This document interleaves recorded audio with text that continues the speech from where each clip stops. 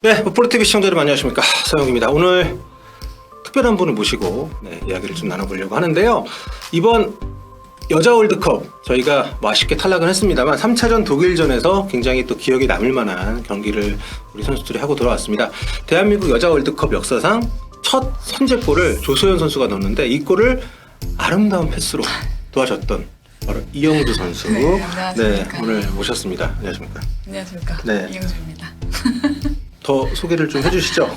저 스페인 마드리드 CF에서 뛰고 있는 이영주 선수입니다. 네, 그라운드에서 볼 때보다 상당히 다른 느낌 아닙니까, 여러분? 네. 보통 사람 같지 않나요? 원래 라이브로 저희가 진행을 할까 생각도 했었는데, 네. 사실 이번 월드컵 때 개인적으로 기대를 굉장히 많이 했었지만, 왜냐하면 부상 기간이 길었잖아요. 네, 근데 맞아요. 부상임에도 불구하고 합류를 해서 일찌감치 훈련을 했었기 때문에 저는 1차전부터 나올 줄 알고 기대를 많이 했었는데 1, 2차전을 좀 걸렀습니다. 왜냐하면 1년 동안 경기를 못 뛰었었어요, 이영주 선수가. 그래서 이제 그 얘기 일단 차차 좀 해보려고 하고요. 아무튼 그 시합 보면서 많은 분들 정말 월드컵 보면서 이영주 선수가 첫 경기부터 뛰었으면 했던 분들이 저만큼 많았을 것 같은데 어떤 일이 있었는지 이런 얘기들 차차 나눠보도록 하겠습니다. 자, 먼저 간단히 제가 소개를 좀 해드리고 좀 얘기를 나눠보도록 하겠습니다. 이영주 선수 1992년 4월 22일생 맞습니까? 네, 맞습니다. 네, 제가 찾아보니까 카카하고 생일이 같으시더라고요. 카카 또 다비드 루이스. 그것도 이렇게 연결이 되나요? 네, 브라질의 어떤 미드필더를 빛낸 네. 이런 분들, 뭐 수비로도 활약을 했었던 다비드 루이스지만 키는 163cm. 작게 나왔어요. 아, 그래요? 큰가요? 네. 몇인가요? 64.5. 4.5. 1.5kg, 1.5cm는 소중하죠? 네, 소중하죠. 네. 다르죠. 좀 어른 되고 큰 건가요? 저게 좀 대학교 때 건가? 아, 그래요? 기억이 잘 안 나요. 대학교 때 모르겠어요. 이후로도 컸나요? 그런 것 같기도 하고. 그렇군요. 네. 발 사이즈는 혹시 어떻게 되십니까? 240. 240이면 작은 건 아니죠? 보통 딱 보통이에요, 진짜 딱. 프로필에서 읊어보면 오주중, 동산 정산고, 한양예대 이렇게 학교를 나오셨는데 이게 다 축구부가 있는 학교인가요? 네, 축구부가 있는. 언제부터 축구를 하신 거예요? 저 초등학교 3학년 때, 10살 때부터. 초등학교 때부터. 야, 그러면 요즘은 예전에 보면 예전 선배 선수들 같은 경우는 다른 종목 하다가 넘어온 분들도 많고 있는데 맞아요. 이영주 선수 또래부터는 어릴 때부터 축구를 그쵸. 이렇게 한 축구부터 케이스들이. 시작한 케이스. 포지션은 그때부터. 다 봤어요. 뭐 센터포드, 네. 뭐 스위퍼, 스토퍼, 사이드백.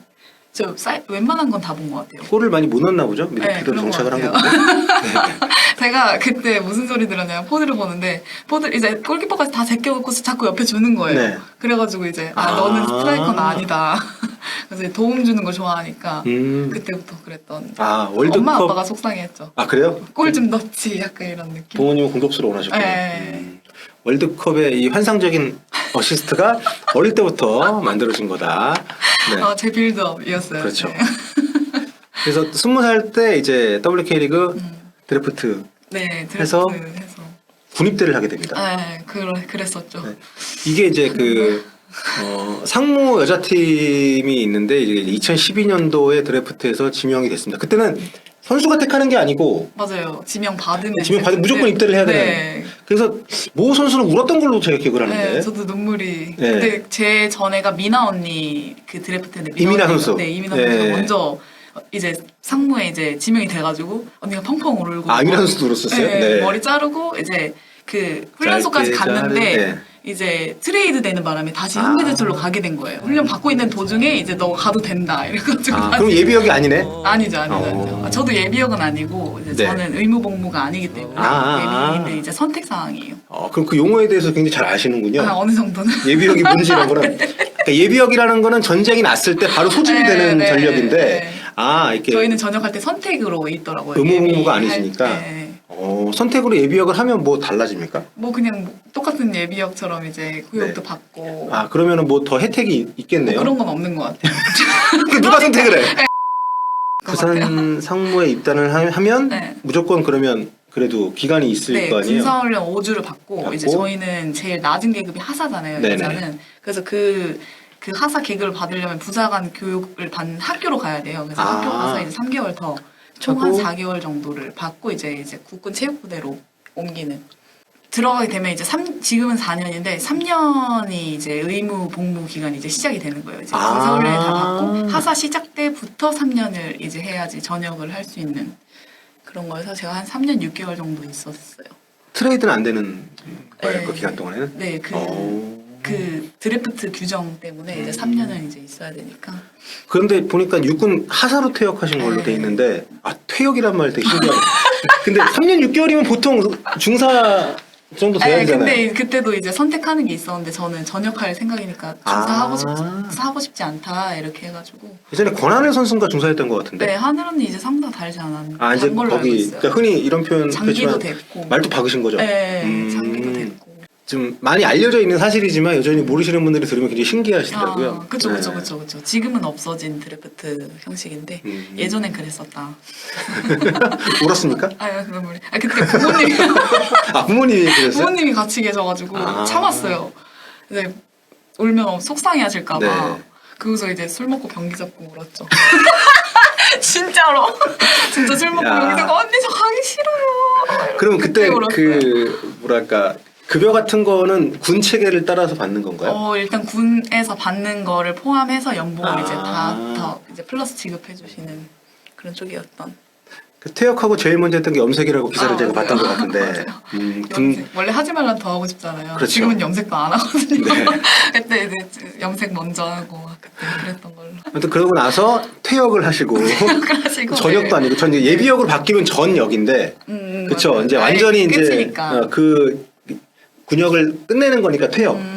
그 굉장히 남자분들한테는 퇴역이라는 게 거의 장성들이나 뭐 이런 분들한테 많이 쓰는 표현이어가지고 네, 생소하긴 하죠. 퇴역을 하고 이제 인천 현대제철 WK리그 최고 명문팀으로 입단을 해서 5년간 이제 활약을 하셨고요. 프로에 와서는 계속 이제 미드필더로 뛰신 거죠. 네. 네. 대학교 때 이제 고정으로 미드필더 뛰었던 게 아마 중고등학교 때부터 중학교 때부터 거의 고정으로 미드필더였던 것 같아요. 그리고 이제 2021년 말에 스페인에 있는 마드리드 클럽 풋볼 페메니뇨 팀으로 제가 이거 안 틀리려고 몇 번 읽었습니다. 방송 전에. 네. 페메니뇨 이 팀으로 이제 가게 됐는데 많은 분들이 좀 헷갈리시더라고요. 저도 처음에 그냥 막연하게 마드리드 하면 레알 마드리드니까 다들 그렇게 생각하세요. 레알 마드리드 팀이겠거니 했는데 보니까 유니폼이 완전 좀 컨셉이 다르더라고요. 네, 핑크색에 그래서 다른가 봤더니 확실히 뭐 완전 다른 팀인데 지금 지난 시즌에 라리가에서 이제 5위를 차지한 강팀인데 재밌는 게 그 전 시즌에 13위였을 때는 이영주 선수가 뛰었고 이영주 선수 부상으로 1년을 쉬었는데 팀이 13위에서 5위가 됐어. 마음이 조금 쓰렸는데 그래도 기분 좋았어요. 우리 팀이 잘하고 있으니까. 팀의 억제기였나요? 그런 것 같아요. 네. 이번에 잘해봐야죠. 그래서 그렇게 되는 그만큼 굉장히 좀 강한 팀이에요. 다른 팀들은 다 그 남자 팀이 있고 선화로 이렇게 연결되는 그런 팀들인데 이 마드리드 CFF 줄여서 이 팀이 거의 몇 안 되는 독립 그 여자 팀만 있는 팀인데 굉장히 좀 팀이 성적이 좋고 또 홈구장 이름이 에스타디오 페르난도 토레스. 이것도 연습. 네. 전 처음에 이게 뭐 다른 또 뭐 유명한 사람이 있나 했는데 우리가 알고 있는 그 리버풀 첼시에서 뛰었었던 그 페르난 토레스 이름을 따가지고 경기장에 그렇다고 줬다고. 저도 전에 들었어요. 자세히 모르지만 뭔가 기부를 했나? 네. 저도 자세한 건 알아보겠습니다. 네. 경기장에서 보신 적은 없죠? 본 적은 없어요. 네. 아무튼 이분이 이제 은퇴하고 엄청 벌크업을 해가지고 지금 헐크가 됐더라고요. 이렇게 했는데 제가 이제 인터뷰를 모시면서 준비를 좀 많이 했는데 자료가 생각보다 많지 않아가지고 준비 많이 하셨는데요. 이게 많지 않은 자료 중에서도 대한민국의 백과사전이라고 했으면 나무 위키에도 나무 없는 위키에도 자료가 좀 없어서 홈페이지에 가보니까 이렇게 공홈에 들어가면 여러분께서 보실 수가 있습니다. 이렇게 공홈에 선수들 쫙 리스트가 있고 메디오 깜피스타스에 이렇게 이영수 선수가 사진 굉장히 잘 찍으셨네요. 그래요? 네. 한 10살 어려 보입니다. 감사합니다. 네. 여기에 지금 몇 살 같아 보인다는 거? 지금 24살. 그럼 제 14살. 14살. 네. 너무 많이 갔는데? 2021년 말에 계약을 하고 2022년 1월에 가서 이제 반 시즌을 반 시즌 뛰고 프리시즌 때 이제 A팀 아들이랑 연습 경기 하다가 이제 다쳤어요. 2022-23 시즌 개막 앞두고 십자인대 어느 쪽? 왼쪽이요. 지금은 괜찮. 네, 지금은 괜찮아요. 네. 쩔뜨기진 월드컵도 않아요. 굉장히 뭐 계속 아프다 그러던데. 네, 엄청 아팠어요. 네. 진짜 처음 이렇게 크게 다친 게 너무 처음이어가지고 너무 충격 먹고 수술해야 된다는 거, 수술도 처음이고 하니까 그때 완전 멘탈이 완전 나갔던. 그래서 이제 한국 와서 수술하고 이제 얼마 안 있다가 다시 스페인으로 복귀해서 재활도 그쪽에서 하고 복귀를 잘 했죠. 재활하고 그 보니까 마지막 라운드 그 우승팀이 바르셀로나 경기 때 벤치 네, 명단에 네. 뜨진 않았고 네, 뜨진 이름을 않았고, 이름을 올리셔서 아 이제는 회복이 됐구나.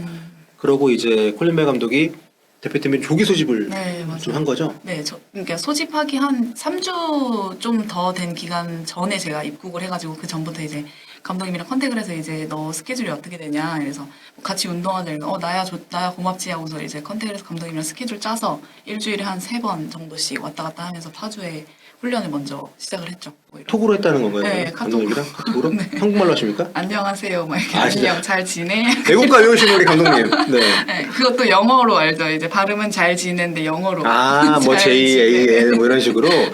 아, 좀 귀여운 면이 있으신데 네. 왜 이렇게 월드컵 때 화를 내셨나 모르. 화가 좀 많으신 분이세요. 아, 원래 좀 약간 네. 좀 다혈질이신 네, 거죠? 다혈질 좀 심하세요. 아, 이게 대중적인 이미지는 굉장히 좀 온화하고. 네, 온화하고. 그 KC 선수 첫 멋있고. 인터뷰할 때도 보면 아, 뭐. 옆에서 딱 지켜서서 아버지처럼. 네. 부상 기간이 길었는데 이게 지나고 맞아요. 나니까 우리가 뭐 한마디로 1년간 쉬었다라고 얘기할 수 있지만 선수들한테는 1년이라는 시간이 선수 생활 자체가 뭐 3, 40년 하는 것도 아니고 그렇죠, 맞아요. 게다가 또 중요한 월드컵을 앞둔 시기였기 때문에 굉장히 좀 울었을 수도 있을 것 같고 속상했을 것 같은데요. 속상했죠. 네. 네. 뭐, 처음 이렇게 긴 시간 동안 쉰 게 처음이어가지고 근데 약간 제가 좀 무릎도 살짝 다친 적도 있고 크게는 아니지만 그때마다 이제 좀 뭐라고 해야 되지? 좀 털어내는 걸 좀 잘하는 편인 것 같아요. 좀 털어내고 다음 얽매이지 좀 않고. 생각하고 얽매이지 않는 느낌? 그래서 이번에도 좀 뭐 다치고 수술하고 너무 긴 시간 동안 제가 갖지 않았던 시간들을 가지면서 좀 더 많은 걸 얻기도 얻었던 시간이라서 여행도 다녀보고 뭐 이것저것도 해보고 이러니까 좀 색다른 경험이었었어요. 1개월 만에 처음 뛴 경기가 월드컵 독일전. 맞아요. 이게 사실 선발 명단 이름 들어가는 걸 언제 알았어요? 독일전 공식 기자회견이 저로 잡혔다고 이제 연락을 받았을 때 알았어요. 경기 전날. 네, 경기 전전날. 전전날. 네. 그래서 기분이 어땠습니까? 근데 약간 의아했죠. 갑자기? 너무 갑작스러웠어요. 왜냐면 제가 사전에 언질이 없었군요. 네, 언지도 없었고 이제 그러니까 팀 자체가 경기 끝나고 회복하는 과정이니까 뭐 훈련도 이제 뭐 전술훈련 이런 거를 정확하게 하지 않은 상태에서 이제 얘기를 들었던 거라서 그리고 그 전까지도 제가 센터백 훈련을 주로 했어요. 홀리베 미드필더 훈련을. 감독님이 수비 쪽으로 많이 쓰셨다고. 네, 근데 원래 처음에 이제 주로 이제 미드필드하고 이제 커버하는 식으로 이제 센터백을 봤는데 이제 비중이 좀 높아진 상태로 이제 변환이 됐는데 이제 그래서 저도 너무 센터백으로만 하니까 센터백에서는 솔직히 제가 뭐 센터백보다 미드필더로 더 잘할 자신이 있으니까 이제 감독님한테도 말씀을 드리고 뭐 서로 얘기를 하면서 이제 저는 미드필더에서 더 잘할 자신이 있다 이렇게 어필을 또 얘기를 하고 감독님도 그 옵션을 생각하고 있다 이렇게 말씀을 듣고 해서 그래서 감독님이 뭐 원하는 그림이 있겠지라고 그냥 믿고서 이제 뭐 어디를 시키던 저는 그냥 그때 뭘 해야 되는지만 생각했던 것 같아요. 그래서 좀 솔직히 말해서 좀 미드필더 좀 뜯겨주지 이런 마음은 있었는데 한 발 물러서서 이제 뭐 팀을 서포트하는 느낌으로 갔었으니까 네. 그래서 좀 세 번째 경기 때 선발할 때 좀 의외긴 했어요. 저도 놀랍긴 했어요. 이번에 사실 제가 월드컵 보면서 감독님이 오랜 시간 준비를 했는데 너무 많이 흔들리는 걸 느꼈거든요. 전술도 매 경기 바꾸고 선수 기용도 좀 안 했던 기용을 좀 하고 그래서 사실 이영주 선수 기용도 처음에 경기 딱 시작했을 때 아니 이게 수비와 미드필드가 좀 헷갈렸었거든요. 맞아요. 경기 중에도 디렉션이 좀 바뀌었나요? 일단 그 경기 전날에 네. 이제 감독님이 주문했던 게 이제 그 상대가 이제 투포드로 올라오냐 네. 원포드로 올라오냐에 따라 제 포지션이 달라지는 걸 준비를 했었거든요. 투포드면 이제 제가 센터백 사이에 껴서 3백으로 형성해서 네. 가자 이런 식으로 하고 이제 아니면 일단 기본은 앞에서 움직이는 걸로 했는데 경기 뛰면서 바뀌진 않았고요. 계속 앞에서만 했던 그런 네. 전술이었어요. 선수들도 그 얘기를 한 게 다 공통적으로 하는 얘기가 방금 말씀하신 것처럼 이제 우리 걸 준비를 하고서 상대방 거를 대응을 해야 되는데 상대방 대응이 거의 90%였다는 느낌을 받았어서 안타깝다는 얘기는 하죠. 좀 더 우리 걸 잘하는 걸 좀 하면 어땠을까라는 그런 느낌. 네.